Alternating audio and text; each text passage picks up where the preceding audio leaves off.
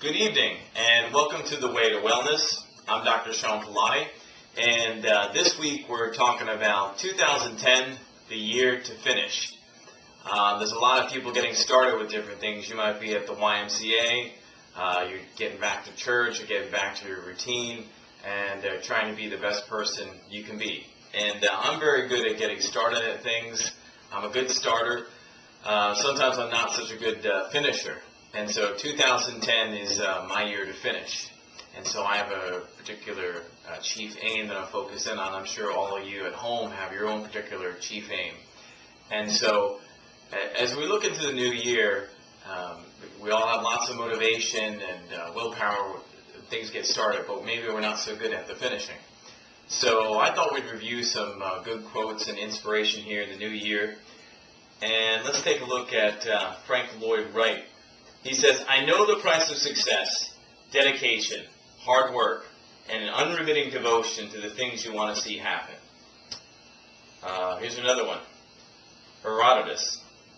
"Some give up on their designs when they have almost reached the goal, while others, on the contrary, obtain a victory by exerting, at the last moment, a more vigorous effort than ever before." And sometimes that's what it takes. I love what Thomas Edison has to say. He says, "Many of life's failures are people who did not realize how close they were to success when they gave up." Sometimes we're really, really close and we just don't quite make it. And usually when it's the darkest, that's when the dawn's about to come. I want to share a story with you, one that a mentor shared with me a long time ago about Acre of Diamonds. I don't know if you've ever heard this story. Let me share it with you. It's from an Earl Nightingale radio transcript from Our Changing World. And it reads, "There was a farmer who lived in Africa, and through a visitor became tremendously excited about looking for diamonds. Diamonds were already discovered in abundance on the African continent, and this farmer got so excited about the idea of millions of dollars worth of diamonds that he sold his farm to head out to the diamond line. He wandered all over the continent as the years slipped by, constantly searching for diamonds, wealth, which he never found. Eventually, he went completely broke and threw himself into a river and drowned. Meanwhile, the new owner of the farm picked up an unusual-looking rock, about the size of a country egg, and put it on his mantle as a sort of curiosity. A visitor stopped by, and in the viewing of the rock, practically went into terminal convulsions.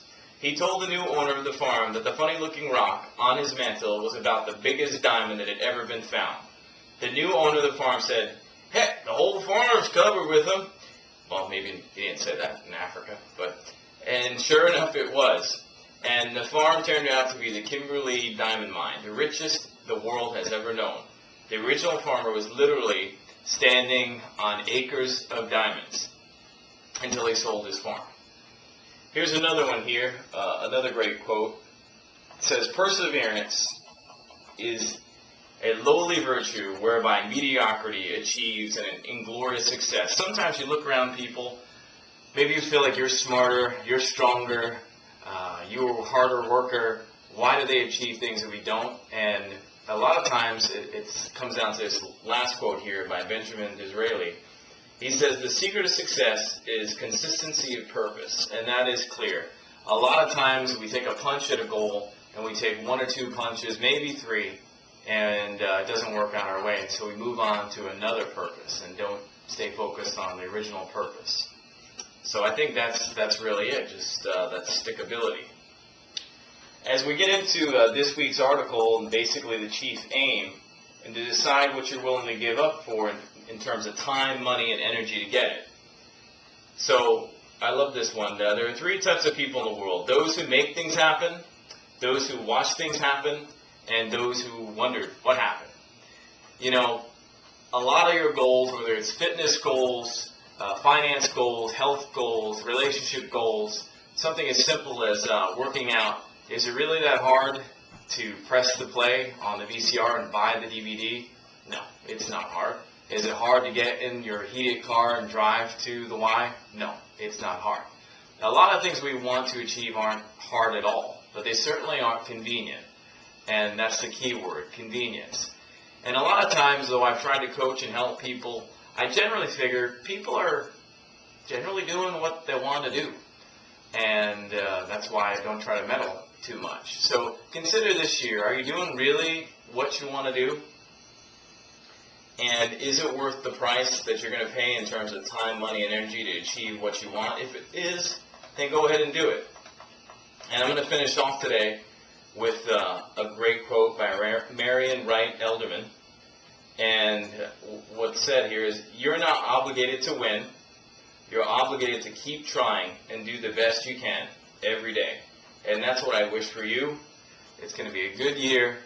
Use your most powerful muscle. It's not a muscle at all. It is an organ, your mind, the brain. Use that muscle, control the muscle, and I hope you have a great new year.